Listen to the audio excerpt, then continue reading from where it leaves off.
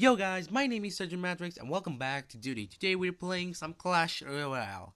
Actually, we're just going to take a look at the new balance changes coming. Now I tell you, if you want to still like Supercell and not hate Clash Royale, stop this video right now. If you got this video, you may be playing Clash Royale and you may know about it. But it actually sucks. The update sucks. It just nerfs cards except 2 boosts, you will see.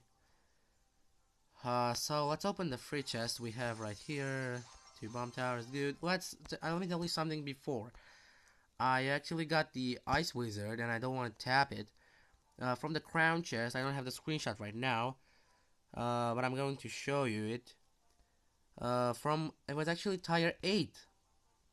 Which was a 4% chance. I also bought the miner from the shop a long time ago when I had 40,000, and I bought with gems the dart goblins. I had 400 gems and spent a lot. I didn't make it to level 7, it's actually 6, because I don't use it.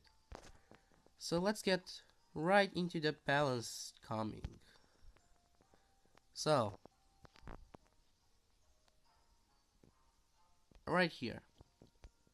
That is orange juice, I have watched it. Anyway, Elite Barbarians. I was expecting this because Elite Barbarians were overpowered cards and had too much health and too much damage. Hit points decreased by 4% damage by 4% and hit speed to 1.5 seconds from 1.4 seconds.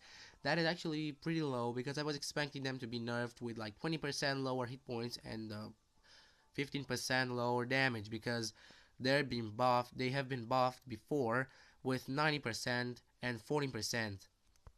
That sucks and still leaves them some of the most overpowered cards in the game. It changes some interactions, for example with Valkyrie or Musketeer, but with other cards it's exactly the same. Can still kill archers one hit. Anyway, now probably the worst one so far. Zap damage minus 6%. Zap has been often used one of Zap has been one of the most used cards in the game for a long time. This change will stop it from one-shooting equally leveled goblins, which includes goblin barrel goblins, and should make other spells such as arrows interesting alternatives. Now, I don't care about your logic, Supercell, and I would like to tell you something, but I'm just gonna shut up because you're not gonna like it. But how can you think to make arrows interesting alternatives or the log? Arrows are probably the first spell that you use. But that does not make them a positive elixir trade. It's 3 elixir, the goblin barrel is 3 elixir, the zap was awesome and now cannot kill goblins. I suggest for this to make fire spirits and probably log if you have it, or maybe just arrows. Have them level 7 and I'm not gonna spend 6,000 gold to make them to level 9 or even level 10. You should use fire spirits because they can leave the tower untouched from the goblins in a goblin barrel. Now expect on 23rd of January, 23rd of January to see the goblin barrel in mainly all the battles you're going in, and also the mirror. So there are really low ways of stopping it. Also a bowler would be okay. It can take the goblins on the sides too if it puts it right on the tower. So there are some alternatives, but the zap now pretty much sucks, and I have to change it with probably the tornado or maybe the toxin. Let's go to the electro wizard. Hit points plus 9%, that is the first buff, which makes it resist to the fireball, it would have died. And spawn damage minus 6%. It's just like the zap, cannot kill anymore the goblins at level 9 on the tower, so that's unusable. Mega Minion, damage minus 4% and hit speed to 1.5 from 1.4 seconds. That's just like the Elite Barbarians. It's a card that has been used a lot, is highly used and very valuable defensive option in need of toning down. Pulling the power from its damage instead of hit points felt like a better approach and more fitting with his armor theme. He's still a minion, but a tanky one. Yep, he still has the same hit points, but the damage affects the gameplay a little. And the hit speed also, like the elite barbarians, changes mainly every interaction. Archers hit points minus 4%. The log will still be able to not kill them, but the elite barbarians and mega minions still one hit them. Doesn't not change many interactions. Princess, by the way, will only take it in 2 hits. I don't really understand why they need to nerf archers. I didn't use them, but they were really good.